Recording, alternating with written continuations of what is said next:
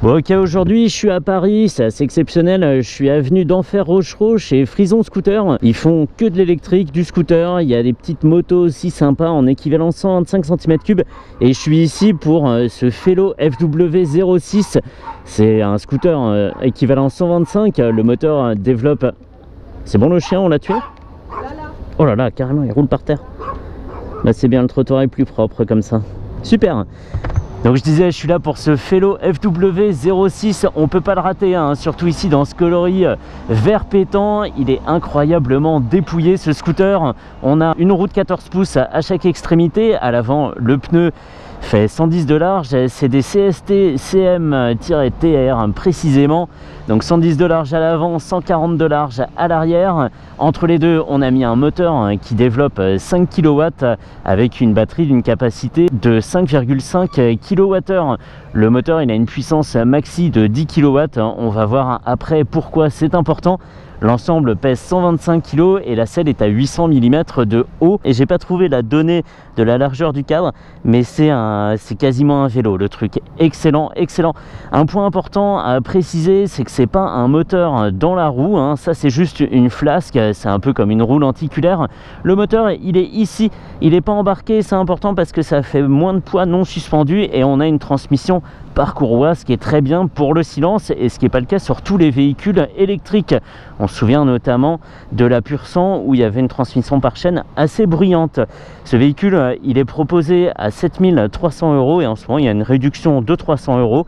C'est pas mal du tout. Je suis prêt à partir, on est parti. Ouh, ok. Alors chose importante également, il y a un mode sport sur ce scooter, mais il est ponctuel pour pas gréver l'autonomie de la batterie qui est théoriquement de 140 km. Et donc ce petit mode sport, on va le mettre un petit peu plus tard. Et ben c'est bien parce que c'est fermé l'endroit où je voulais aller. Ok, super, je commence déjà en me perdant. Allez. Et donc je disais, la batterie elle a une capacité de 5,5 kWh et la recharge complète est atteinte en 7h30, soit une journée de travail moyenne, hein. Donc c'est bien. C'est aussi la durée de la nuit, hein. Si on le met à recharger le soir, on la foule le lendemain matin. La vitesse de pointe, je ne l'ai pas donnée et on va aller la vérifier, ça sera sûrement très intéressant à voir. Elle est de 110 km/h et c'est pour ça que j'espère atteindre l'autoroute si je me perds pas. Donc allez, à plus tard les tocards. Excellent. On a l'impression d'être revenu, et c'est ce que disait le commercial, sur un booster de chez MBK ou un Biwiz de chez Yamaha, c'est selon. C'est vraiment des tout petits scooters où on a un peu les pieds en arrière et un gabarit super étroit. C'est étonnant à conduire, j'adore. Et les roues de 14 pouces produisent suffisamment d'effets gyroscopiques pour avoir une stabilité tout à fait bienvenue, sans perdre en agilité. Donc ça c'est vrai que c'est cool. Ah, ça me fait bizarre de rien avoir hein, à la fois entre les genoux, il n'y a pas de réservoir comme sur une moto, mais les pieds sont pas non plus posés sur des repose-pieds en fait, sur des plateformes comme sur un scooter. On est posé sur les cale-pieds, c'est très fin de partout et c'est assez déstabilisant au début, on ne sait pas trop comment serrer la machine, faut s'y faire quoi. Et j'ai pas encore activé le mode turbo. J'adore, la reprise est excellente à 15-20 km/h, c'est instantané, on a un peu la tête qui part en arrière quand on s'y attend pas. J'adore, j'adore. Parce que comparativement, le Super Soco CPX par exemple est super en confort, en autonomie, c'est bien, on peut avoir deux batteries, etc. Mais il est plus neutre dans son comportement.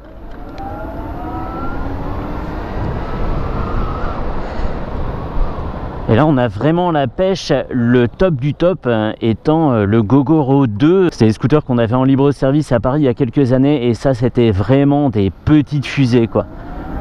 Vraiment dingue. Sous les yeux on a un grand écran à cristaux liquides avec un contraste assez fort, une très bonne luminosité aussi. On a la vitesse en gros au milieu, on l'a remarqué, hein, c'est ce qui s'agite depuis tout à l'heure. L'autonomie, le pourcentage de batterie restant, ici on a 81% qui est rappelé en briques juste au milieu. On a 4 briques sur 5, l'heure en haut à gauche. On a un trip 1 et une autonomie en kilomètres. Ici on a 100 km restants. Je vais vite activer le mode turbo quand même, il faudrait l'essayer ce petit mode turbo. Vroom vroom. C'est assez déstabilisant en fait. Ce cadre là, il n'y a pas d'accroche dessus quoi. C'est ouf, pardon. Comme on n'est pas vraiment fixé sur le cadre, autrement que par la selle et par les pieds, on peut pas vraiment le retenir, et c'est vrai qu'il a tendance à s'incliner fort alors que le conducteur lui s'est arrêté de se pencher. On a un scooter qui pourrait aller très loin sans son pilote quoi. Comme ça il est pas retenu.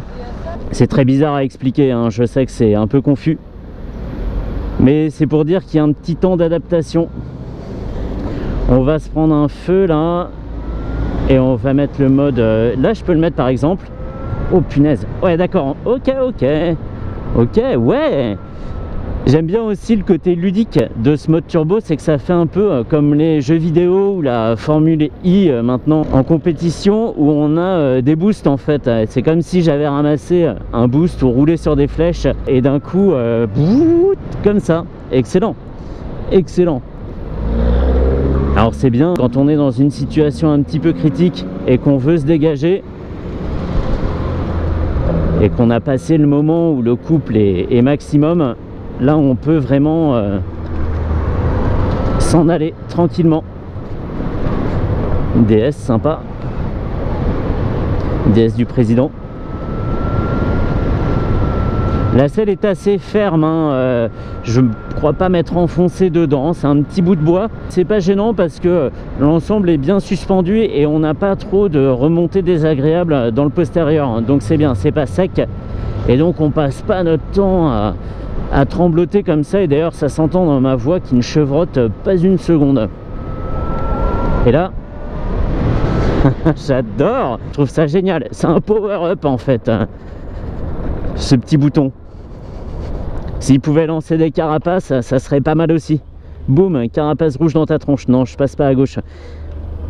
Je suis trop content parce que c'est pas le tout de faire un véhicule qui en jette esthétiquement. Celui-ci il déchire tout ce qui existe, franchement c'est un truc de dingue, mais il faut aussi faire des performances en rapport. Tu peux pas acheter ça ou l'essayer et passer l'effet waouh du design. Tu te dis ok bon super, on s'ennuie, et non, ils ont vraiment axé tout ce qu'ils pouvaient sur la performance. C'est excellent, il est léger, 125 kg, c'est pas grand chose, et les roues de 14 pouces sont géniales.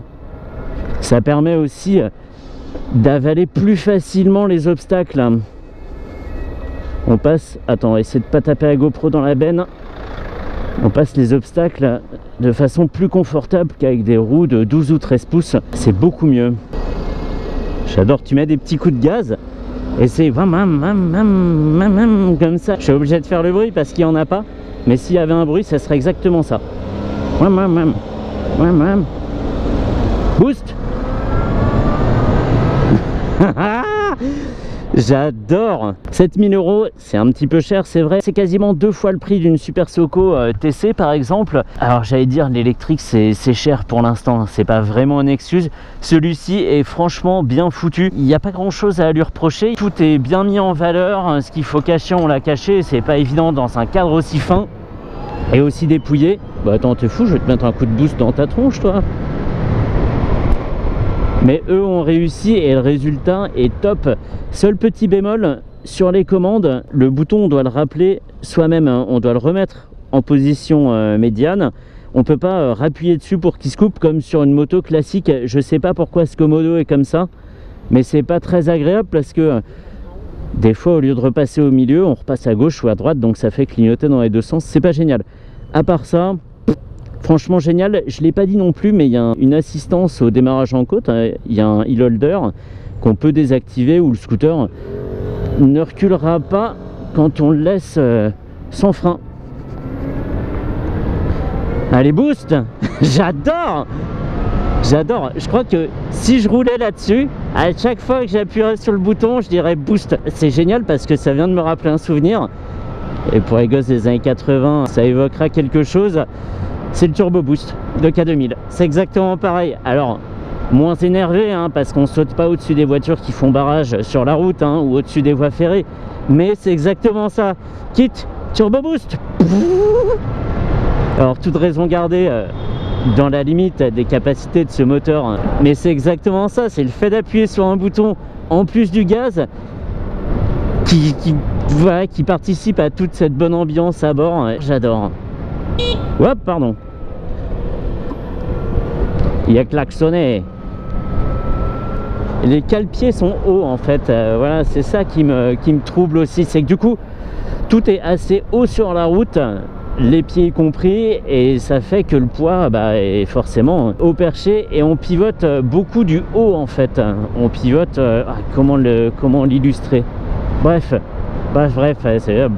si on veut faire court, le centre de gravité est haut et il faut s'y habituer. Moi je suis venu avec le PCX d'Enfer Rochereau, et c'est vrai que c'est pas pareil, on a beaucoup plus de poids situé bas. Allez, boost, boost, you. Il va le faire, hein. Il va le faire.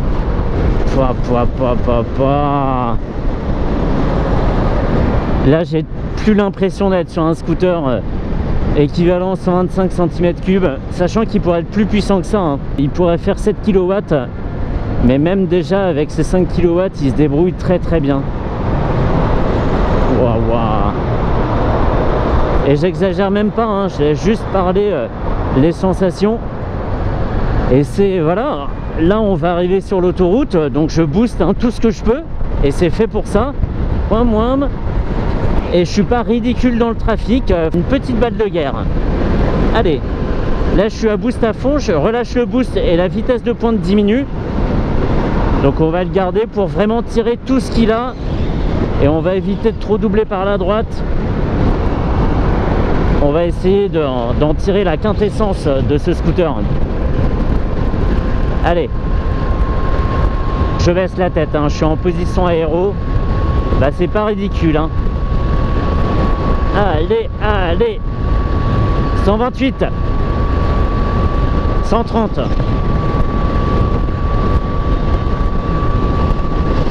131, je vais m'arrêter là.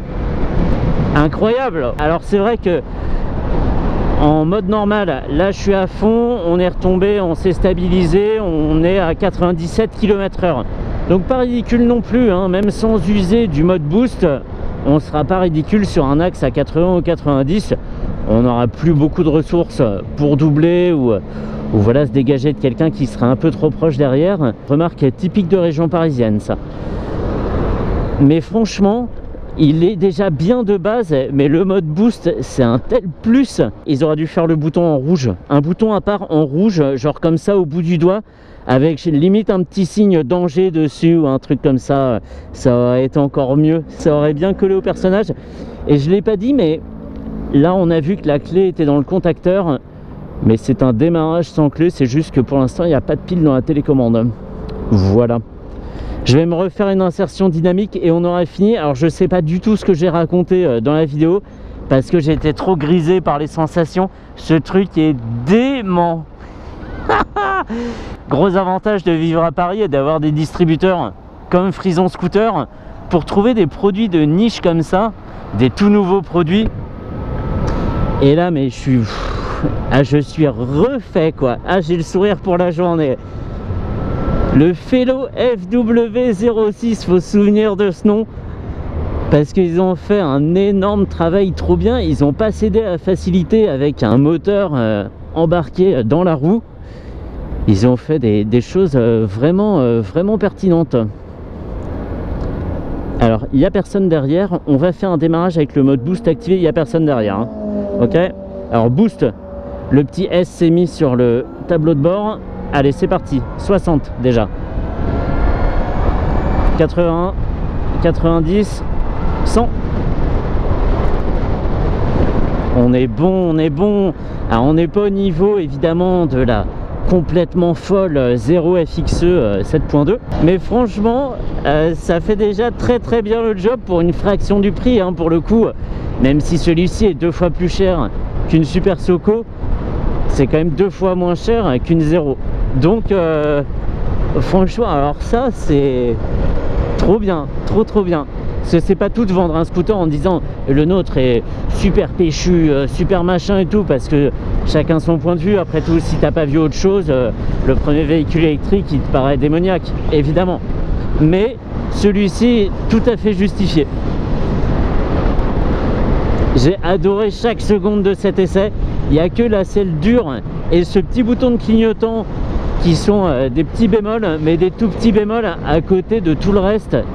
C'est... oh là là, excellent, excellent. Allez, je retourne chez Frison Scooter, avenue d'Enfer Rochereau dans le 14e. Ça c'est pour me souvenir où c'est, hein, parce que j'ai déjà oublié tellement ça a effacé ma mémoire, tout ce que j'ai vécu. Et c'est fini pour ce FW06, j'ai adoré. Je reviens jeudi prochain, 8h30. Je suis revenu à d'Enfer Rochereau, on voit le lion de Belfort là. 51% de batterie restante et 63 km d'autonomie estimée, donc on tient à peu près les 140 km théoriques d'autonomie. C'est vraiment pas mal et je me suis trop amusé. Il est dingo, il est dingo, il est purement fou. J'adore.